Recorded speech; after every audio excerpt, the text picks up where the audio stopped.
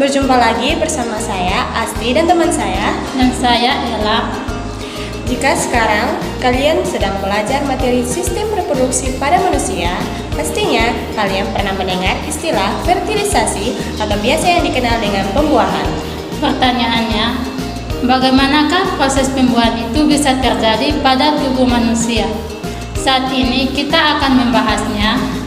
Sebelum proses pembuahan berlangsung, harus terjadi ovulasi terlebih dahulu.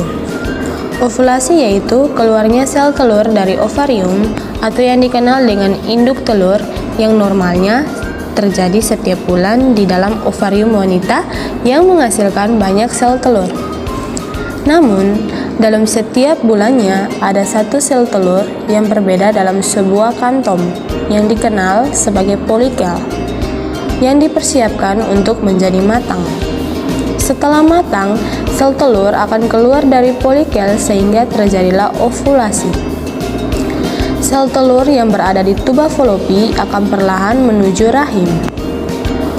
Umur sel telur di dalam tuba Fallopi hanya 24 jam saja.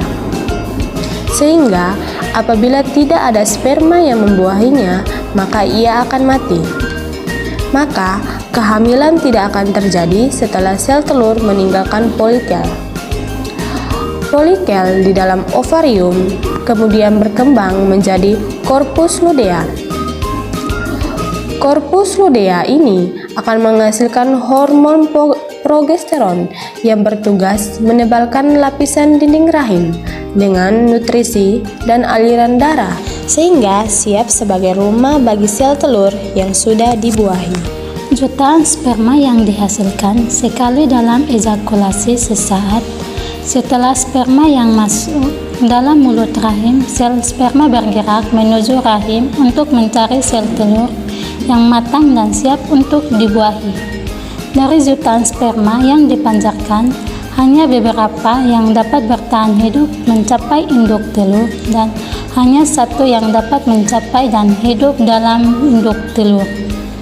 Sperma kemudian mempenetrasi ke dalam sel dinding telur, kemudian mengkombinasikan materi kinetiknya dan sel telur. Dengan proses tersebut, pembuahan sel telur yang sudah mengalami pembuahan selama perjalanan menuju rahim zigot akan mengalami beberapa perubahan. Di dalam rahim zigot akan menempel di dinding rahim dan disinilah zigot akan berkembang menjadi embrio dan akhirnya akan menjadi janin. Berikut adalah perkembangan janin setiap bulan. Terima kasih sudah menonton video ini. Semoga video ini dapat membantu teman-teman agar lebih mengetahui proses fertilisasi pada manusia.